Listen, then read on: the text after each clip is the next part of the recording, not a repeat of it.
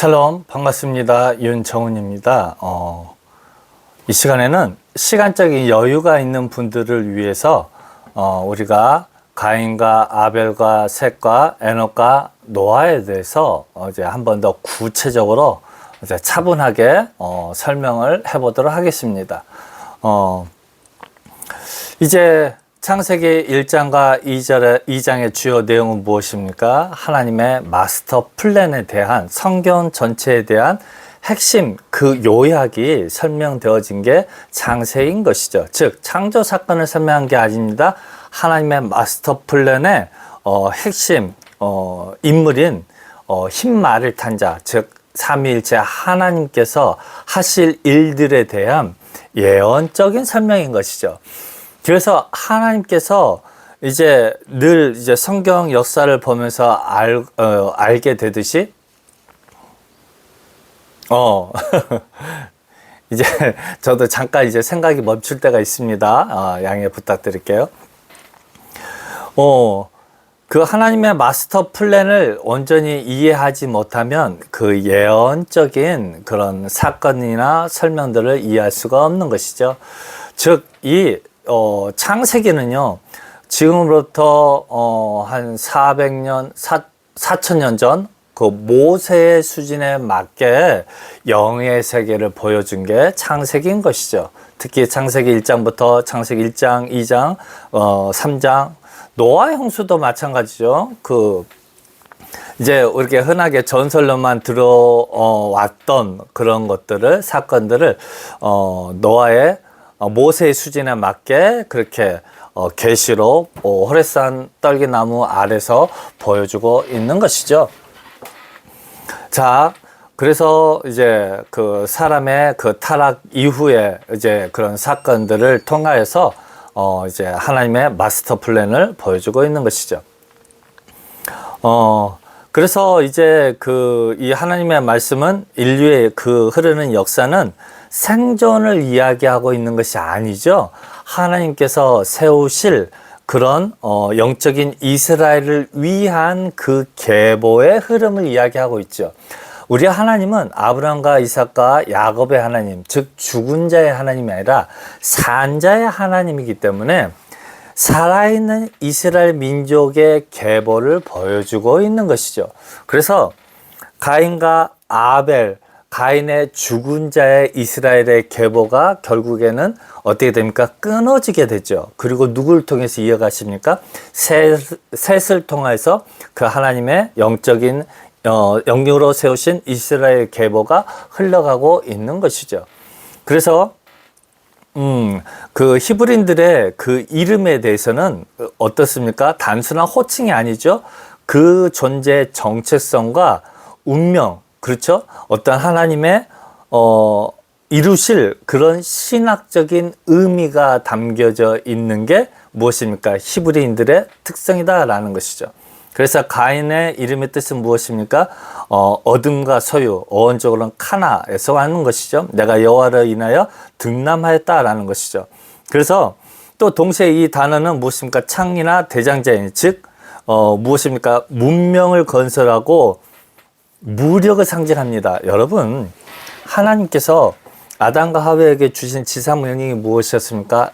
생육하고 번성하여서 땅을 정복하고 다스리는 싸움꾼, 즉 군사로서의 어떤 사명을 이 인류에게 보여줬다는 그 사실을 반드시 기억해야 합니다.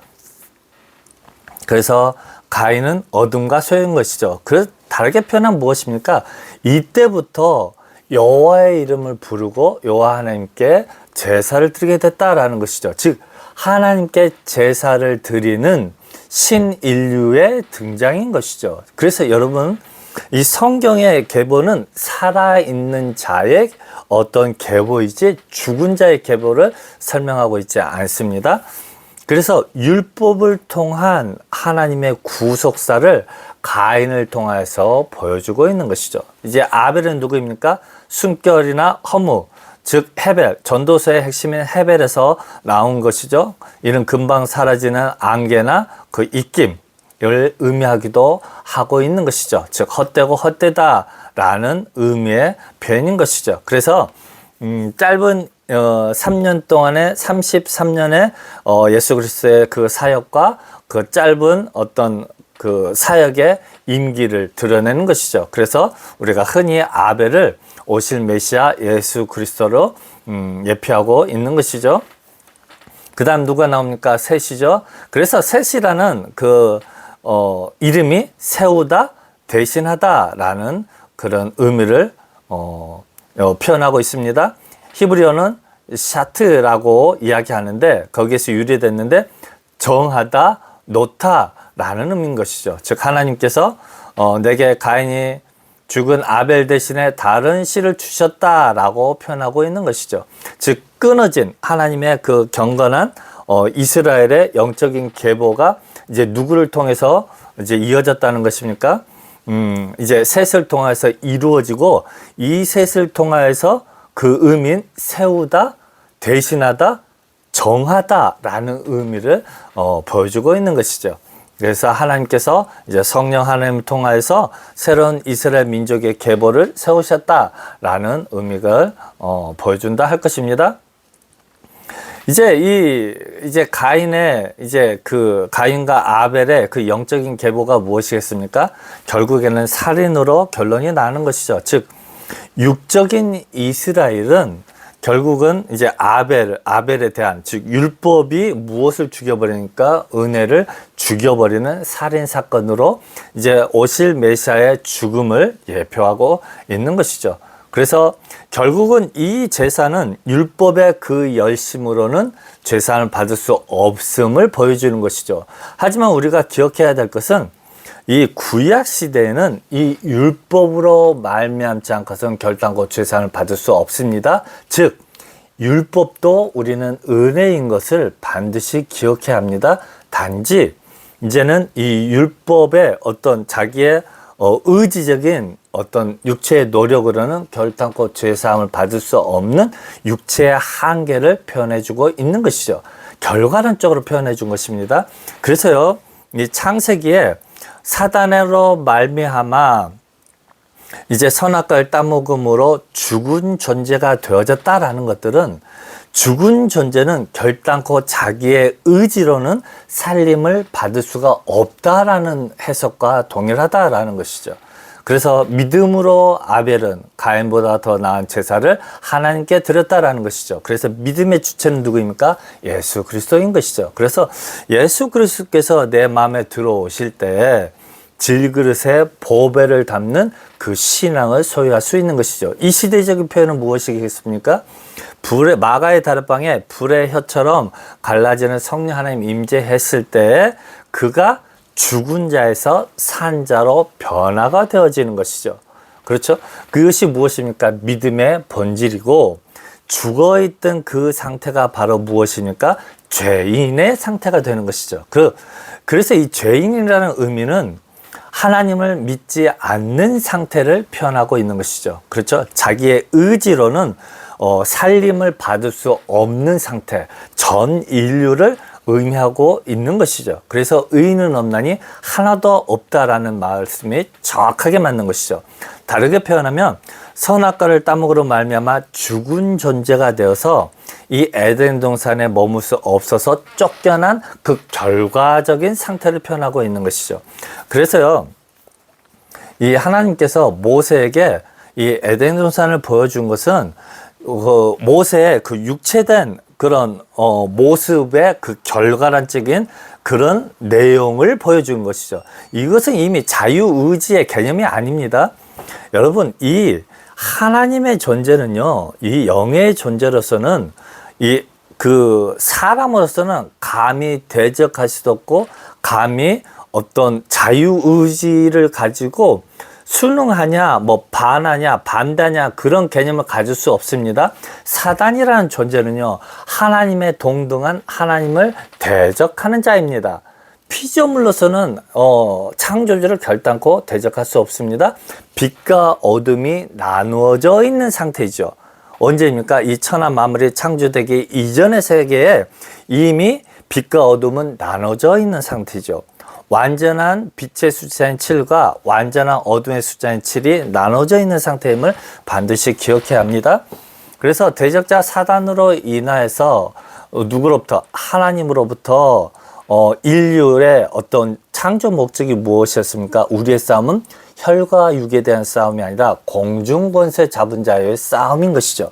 그래서 처음 창조됐을 때는요, 사단을 바라볼 수도 있었고 사람과 이야기할 수도 있었던 것이죠. 똑같은 영적 존재, 여러분 하나님의 상징할 때 표현이 영이신 하나님이죠. 즉 영의 존재끼리는 싸움을 쌀 수 있다라는 것이죠. 그래서 하나님께서는 육체가 존재되어 버린, 타락해버린 인류를 무엇으로 회복해야 됩니까? 영의 존재로 회복되어지는데, 이것은 언제 가능합니까? 요단강이라는 죽음을 건넌 이후에 가능하게 된 것이죠. 그래서 가나안 땅에서 전쟁이 일어나고, 이 내용들은 요한계시록에서 표현하고 있는 것이라 할 것입니다. 그래서 셋은 하나님께서 준비한 그 대안인 것이죠. 그래서 비로소 여호와의 이름을 불렀더라 라고 창세기 4장 26절에서 말씀하고 있는 것이죠. 이것이 무엇입니까? 온전한 예배의 회복인 것이죠. 즉 율법에 자신의 의지로서의 여호와 이름을 부르는 것이 온전한 믿음이 아니다라는 것이죠. 바로 이제 셋이라는 성령 하나님으로 내주로 말미암은 성령 하나님의 불의 혀처럼 갈라지게 하는 그 혀의 고백이 비로소 여호와의 이름을 불렀더라 라는 말씀으로 적용이 된다 할 것입니다. 그래서 이제 이것을 우리는 온전하게 구분할 수 있을 것입니다. 그래서 율법으로는 이제 예수님 당시에요. 율법으로는 죄상을 받을 수 없고 이제는 거룩한 영이신 예수 그리스도로 말미암지 않고서는 결단코 우리가 죄사함을 받을 수가 없다라는 것이죠. 그래서 하나님의 은혜를, 성령 하나님의 내주하심을 구하는 기도가 이제는 주기도문이 되는 것이고, 모든 이제 예수님의 제자들이 이제 사도 바울이 구하는 기도가 될 것입니다. 그리고 이 시대적인 배경이 언제겠습니까? 이제는 고도화된 문명과 이제 하나님의 이제 정확한 구속의 시작이라 할 것입니다. 그렇죠. 왜냐하면 여호와 하나님의 이름을 부르고 제사 제도를 시작했기 때문인 것이죠. 이것은 이미 그 모세 시대의 어떤 율법하고는 다른 하나님이 직접적인 간섭과 요구인 것이죠. 무엇을요? 제사를 드리는 것들이. 이런 것들이 언제 율법적으로 어떤 법으로 제정이 됩니까? 이제 모세 시대로 이제 그 명맥이 이어나가는 것이죠. 그래서 구체적으로 이제 성막 제도가 나오게 되고 그렇게 되는 것이죠. 그래서 더 구체적으로 세세하게 어떤 하나님의 법을 나눈다면 율법 이전의 시대가 있는 것이죠. 하나님의 직접적인 간섭으로 제사 제도를 알려주시고, 그래서 농작물로 육축으로 제사를 지내는 시대가 있었고, 그 다음에 이제 모세 시대에 하나님이 정하신 율법에 의한 어떤 제사 제도로 인한 죄사함이 있고, 이제는 예수님 당시에는 어떤 예수님으로 말미암은 죄사함이 있는 것이고, 이제 예수님께서 죽으심 이후에는 성령 하나님으로 말미암은 죄사함의 어떤 그런 죄사함의 어떤 족보가 이어지고 있다라는 것들을 우리가 알게 된다라는 것이죠. 그래서 여러분 죄의 본질은 무엇입니까? 사단으로 인한 어떤 육체화라고 설명할 수 있을 것입니다. 그래서 이제 그 사단의 유혹으로 말미암아서 영적인 존재가 이제 육체의 어떤 그 소욕과 욕심에 갇히게 되는 그 상태를 이제 표현하고 있는 것이죠. 그게 누구의 계보입니까? 가인의 계보가 된다라는 것이죠. 그래서 하나님 없이 이제 스스로의 어떤 노력으로 죄사함을 받으려는 그런 육체 중심의 문명의 흐름인 것이죠. 이 시대 동일하죠. 예수님 당시에도요, 예수님의 제자들이나 이스라엘 민족들의 요구는 무엇입니까? 육체 중심의 예수님께 대한 요구인 것이죠. 예수님께서 이런 그 로마로부터 압제로부터 해방되어진 어떤 그런 이스라엘의 어떤 회복을 이야기하고 있는 것이죠. 무엇입니까? 육체의 중심에 이스라엘의 회복을 이야기하고 있다. 이게 무엇입니까? 죄의 상태다라는 것이죠. 영의 존재가 죄인의 존재가 된다라는 것은 육체 중심의 어떤 신앙의 회복, 하나님 나라의 회복을 이야기하는 게 바로 율법이다라는 것이죠. 이게 죄인의 상태다라는 것이죠. 그래서 사람의 생각은 죄인의 생각이 되는 것이고, 하나님의 생각은 우리의 믿음의 결국은 영혼의 죄를 사함을 받는다라는 것이죠. 영혼의 죄 사함을 이야기하고 있다라는 것이죠. 그래서 이제 셋을 통하여서 성령을 말미암아서 세워질 새로운 예배, 그렇죠? 육적인 회복이 아니라 내 영의 회복인 것이죠. 그랬을 때 우리가 누구에 대해서 싸움을 살 수 있는 훈련을 받을 수 있습니까? 우리의 싸움은 혈과 육에 대한 싸움이 아니라 하늘 공중 권세 잡은 자하고의 싸움이라고 설명할 수 있을 것입니다.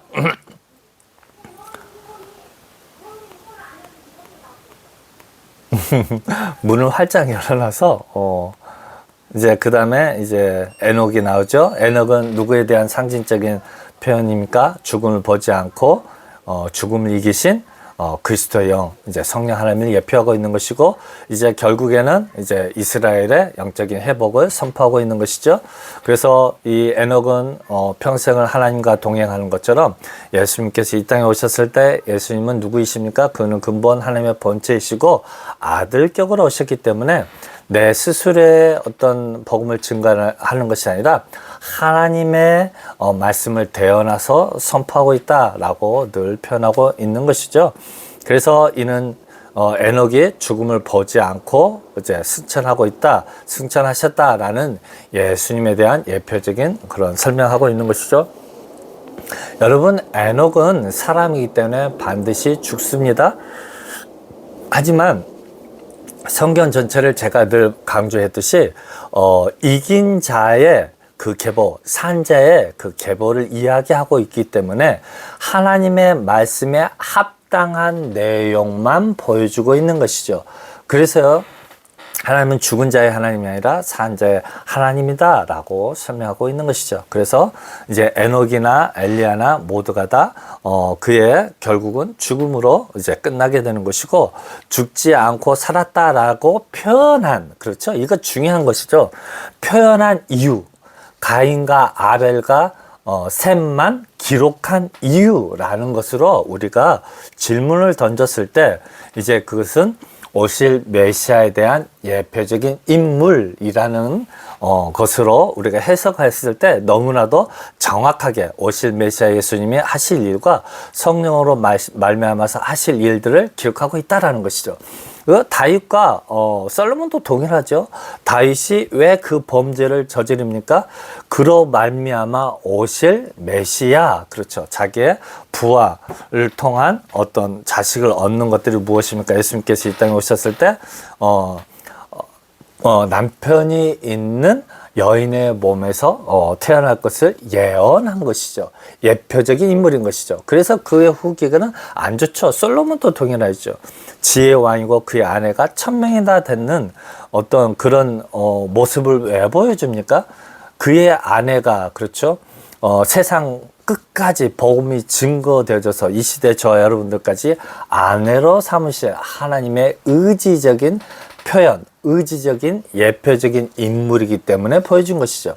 그래서 솔로몬의 그 말기도 어떻습니까? 인간적인 모습으로 보여준 것이죠. 그렇죠? 그래서 우리는 예표적인 인물, 왜 그 인물을 보여줬냐? 오실 메시아에 대한 예표, 이제는 성령으로 역사하실 예표적인 인물이기 때문에 그렇게 보여줬다는 것을 깨달아 알아서 하나님의 말씀을 보는 그 관점이 영이요 생명의 말씀으로 볼 수 있는 저 여러분이 되시기를 주님의 이름으로 부탁드립니다. 감사합니다.